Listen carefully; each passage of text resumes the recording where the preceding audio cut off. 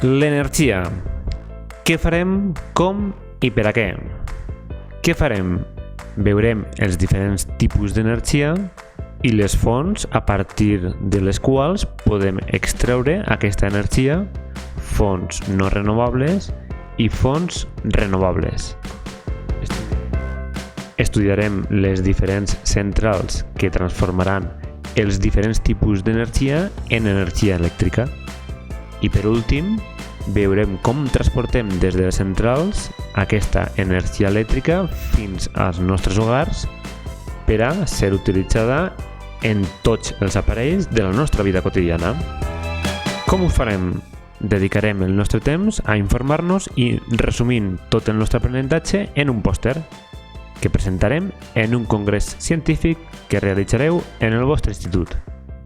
Però abans, la vostra docent o docent us farà una explicació prèvia de com heu d'organitzar-vos, us passarà una autoavaluació per a veure de quins coneixements partiu i una pel·lícula de motivació inicial. A continuació, amb tot el material que us proporcionaran, fareu la recerca d'informació. Al mateix temps, mentre feu aquesta recerca, rebreu petites explicacions de la docent, fareu experiments i realitzareu algun joc. Quan tingueu el pòster elaborat, realitzarem el congrés científic. Tingueu en compte que caldrà explicar-lo, el vostre pòster, a la resta de companyes i companys. Després d'aquest congrés, haureu de defensar en un debat la vostra proposta, és a dir, la font d'energia de la qual traeu aprofitament per a produir energia elèctrica.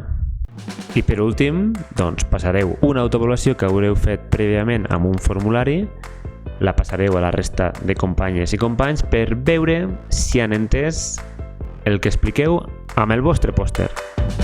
Al mateix temps, també us passaran una avaluació a vosaltres per veure si heu entès altres pòsters d'altres companys. Per a què? Per a què vull aprendre coses sobre l'energia? Aquesta pregunta és més bé de caire personal i cadascú haurà de ser capaç de respondre-la abans de començar la unitat. Si no sabem per a què volem fer això, serà molt difícil que aconseguim els nostres objectius. Si em permeteu, almenys us puc donar un raonament. Nosaltres engeguem el nostre mòbil a carregar tots els dies a la nostra vivenda.